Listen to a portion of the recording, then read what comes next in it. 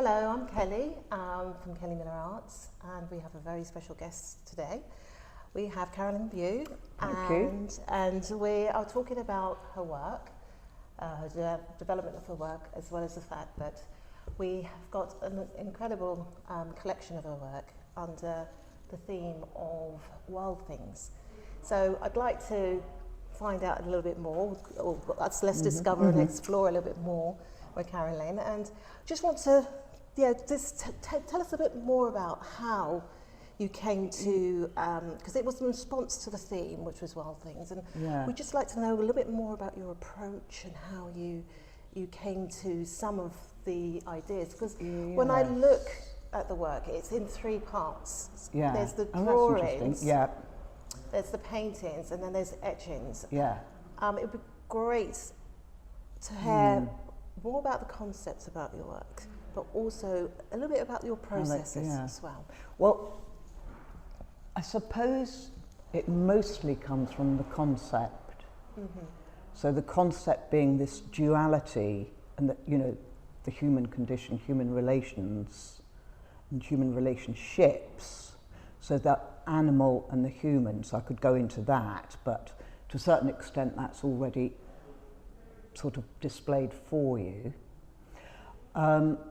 Most of it comes from drawing, so I do a lot of drawing, and the drawing is just fairly instantaneous and it will develop while I'm doing it, so it's in process. So what I don't do is think about the image, have it there, and then do that image onto the canvas. It is very much about process. So it's drawn, always drawn, and you can sort of see that. The nearest I got to painting something that was already completed as a drawing would have been the Prophet Bird, because I've got that as an etching. But they really develop while I'm doing it. So the narrative will develop while I'm doing it as well, but that's also reliant on composition. So it develops, those two things really work together.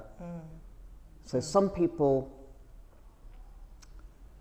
have an image and then paint it. I don't. The image comes out of the process. Okay. So, but from what I can see, you've got three distinct processes, and one links onto the other. I think the drawing holds them all together. So that's the thread. Completely holds it together. So if you look at them all, and if you sort of, in a sense, did it all in monotone, if you could look at it like that, you would see the relationship. The colour takes it into another realm, that is absolutely true, and gives it a completely different feel. But the underlying connection, the thread, if you like, or the stitching, is the drawing. So how do you know which one is complete? And which, do you... That's the thing. That's where the narrative keeps going. Do you start off saying this is going to be, we're starting the print process here? Or do you start off saying this is going to be a painting? Or do you start off and saying it's a drawing? Or does the drawing become complete? Does that make sense? Yes, it does. With the etchings, they, on one level, they are more, that's the wrong word, simplistic, but they don't have the details that the others have in. They don't. So there's a single message, if there is a message. The narrative is more straightforward, whereas these others, the narratives can move off into other things, which they do. So we talked about, a couple of images here where they've evolved. There's more than one thing happening. And that tends not to be so much the case with the etchings. So do you start off thinking, I'm going to make an etching? No. I start off with drawing. Always, and then you say, I think this is going to progress into an etching. Is that right? It could be. It could be. you know, I can't say absolutely. Because you're in the but moment, some things will start off with something I've seen. So we talked about a couple of things where I saw, for example, this one here, the night games one here, up here. And that was me walking along the Seine, seeing these people dancing, and it was turning into night, and it was absolutely fabulous.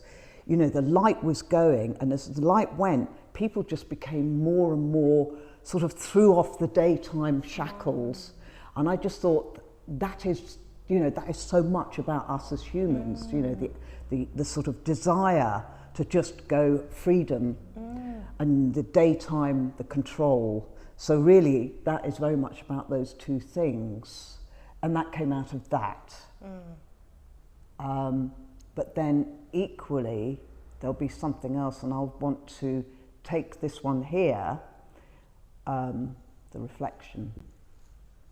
And what's happening here is the reflection, so it's the whole animal thing. It's reflection in two different ways. You know, the word reflection can mean a number of things. It can mean about wisdom, thinking about something through, you know, being wise.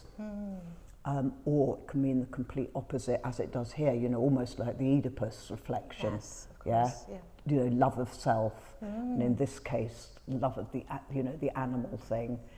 But then I pulled in the hornets, which really is a kind of, it's not an arrogant reference to, but you know, the hornet's nest, everyone talks about stirring up a hornet's nest. And it's the stirring up of a hornet's nest is about disturbing what's going on, and that goes back to Dante's Inferno, where he uses hornets to sting the people who are doing nothing, the lazy ones, the ones in the middle that produce and do nothing. They're the worst. He sees them as the worst. Is that why you've got them in the foreground, that they actually are prominent and they are coloured? To a certain extent, yes. Because you So or it's a kind of over the top. It's they're almost like a cartoon. So bringing in something else a little bit. Another element. Yes. Talk about cartoons. There is an element of comedy in your work. Yeah. And it's quite theatrical, I'd say, as well. Yes. It's you know, it's got that sort of Midsummer Night's Dream. Yes. That Shakespearean element to it. Again, a lot of Shakespearean's work was about relationships. Yeah. Do you want to talk a little bit more about that? Because there is a lot of humour in your work. Yeah. So do you want to talk about why, what's the importance of that humour for you? For me, it's massively important because there's the two things. There's a lot of darkness as well. And I think in order to take on some of the dark, you need some of the humour. And I think, you know, for me, that's really important. And also, I just think that humour's there in everything. We use humour to get over things, to get over pain, to, you know, look at the ridiculous side of us. And in a sense, that ridiculous side of us is often the bits that we portray as animal. You know, you have, you know, silly cow and all those sort of things. You know, we use those metaphors, animal metaphors, for absolutely everything we do. And quite often, they're quite negative. So you're coming at this like a feminist angle here? Yes. Yeah. I would say so.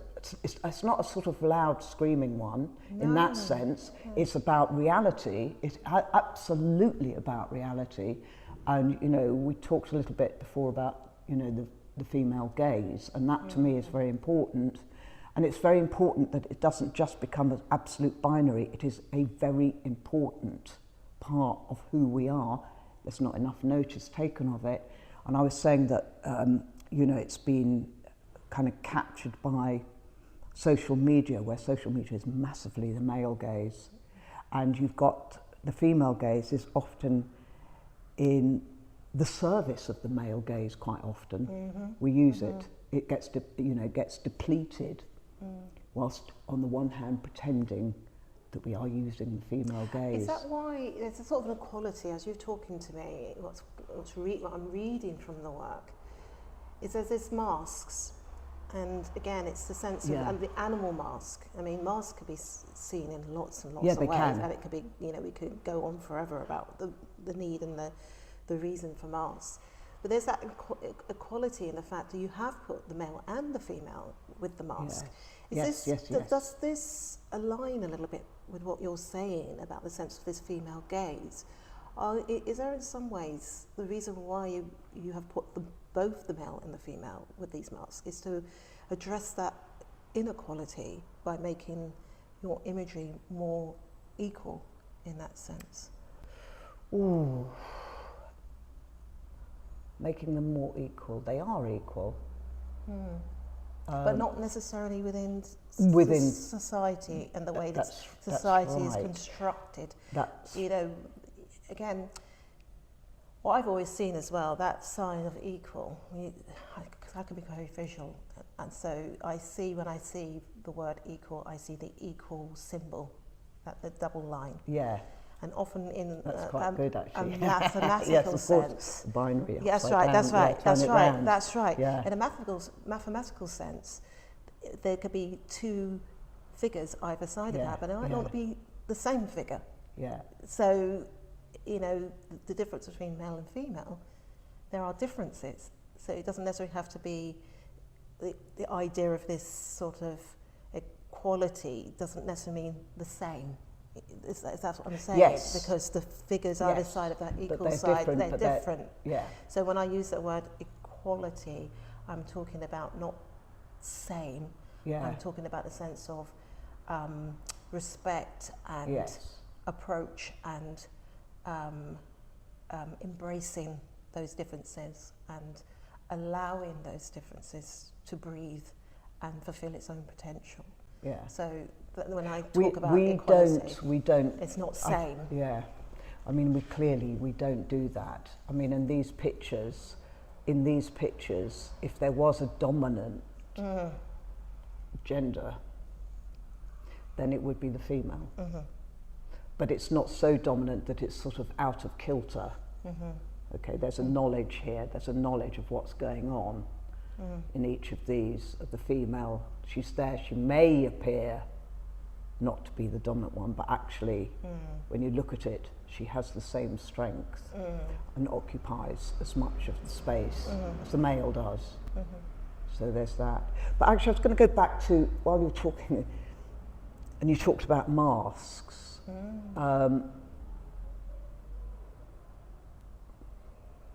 In a way, the animals are not masks. They are who we are. Because one of the things about masks is that we spend an awful lot of time trying to conform to society, and this goes back to that, the role of male and female. We spend a lot of time conforming, an awful lot of our time. But yet, you know, there's also all those unspoken things which we often put onto animals, of intuition, empathy and so on, which are also seen as female attributes more often than male. That's not true, but you know. So this duality where we are on the one conforming and behaving and so on, and then this other one where there's sort of deep feelings, spirituality, empathy and so on, this binary thing which goes on with all of us all of the time, which in a sense just reminds us that we are actually animals. I mean, we are in that, you know, we are in terms of the world. So these heads are more real than otherwise the faces might be, where we have learnt to behave in society and conform. So just tell us more about these characters. So they are complete in themselves. Is that what you're describing there? So I read it initially as having a mask on, but you see them as complete. More complete than complete more so, much more so. Yeah, so that is part of the identity. Instead of that being inner, it's revealed and morphed itself. Yes. Yeah. Yes. Yeah. Yeah. And the humour. I was going back to that one. You know, masks again. I mean, we all love masks. We love masks. The carnival, putting on a mask, and you put on a mask, and suddenly you can behave in a really silly way, and people do. That's why they use masks. And it's liberation. It's that's the word. It's liberation. That's the word. Yeah. But what you're depicting here, it's something already there. It's already there. You're already comfortable with it's that. In. You're not. They are in these scenarios. Yeah, but you're not hiding behind it. No. Yeah. Yeah. But going back to again you talked about theatrical, right?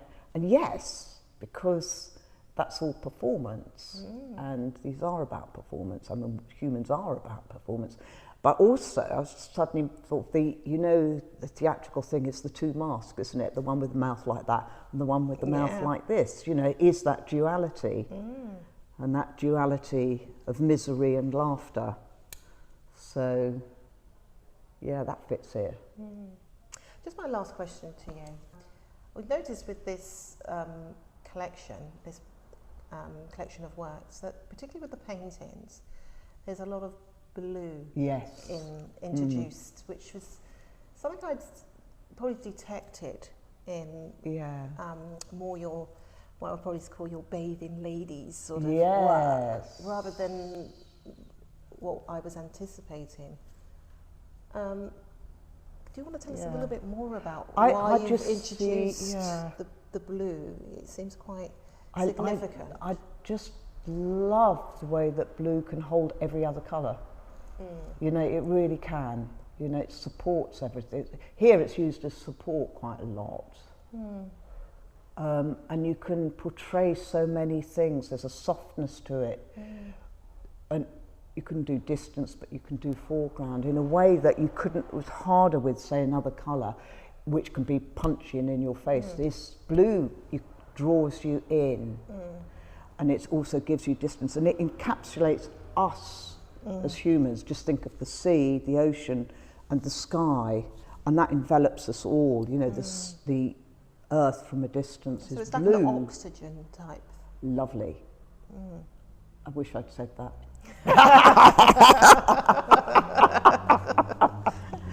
Well, thank you, Carolyn. Thank you for producing such a magical collection for us. Thank you.